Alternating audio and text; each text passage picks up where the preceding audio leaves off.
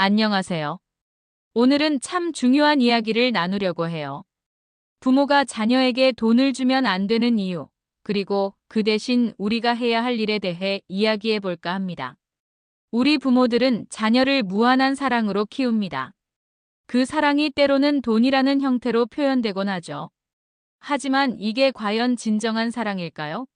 제 경험과 수많은 전문가들의 조언을 바탕으로 여러분께 말씀드리겠습니다. 자녀에게 돈을 너무 쉽게 주면 무슨 일이 생길까요? 그들의 내면에 치명적인 독이 심어집니다. 바로 의존성이라는 무서운 독입니다. 돈을 쉽게 얻을 수 있다고 생각하는 순간 그들은 스스로 성장할 기회를 잃어버립니다.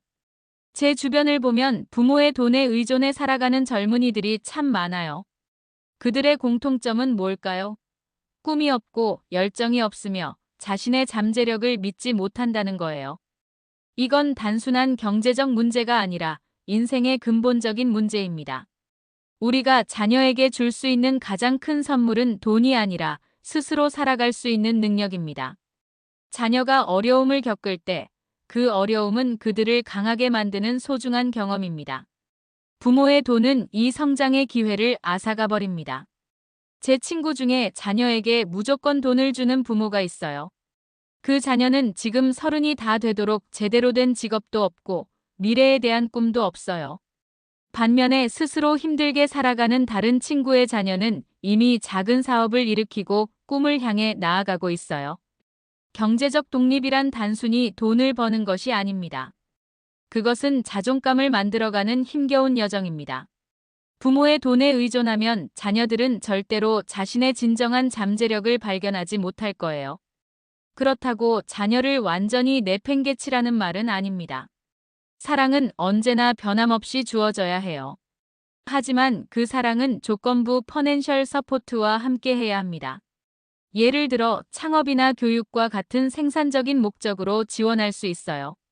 하지만 이건 단순한 선물이 아니라 엄격한 대출 개념으로 접근해야 합니다.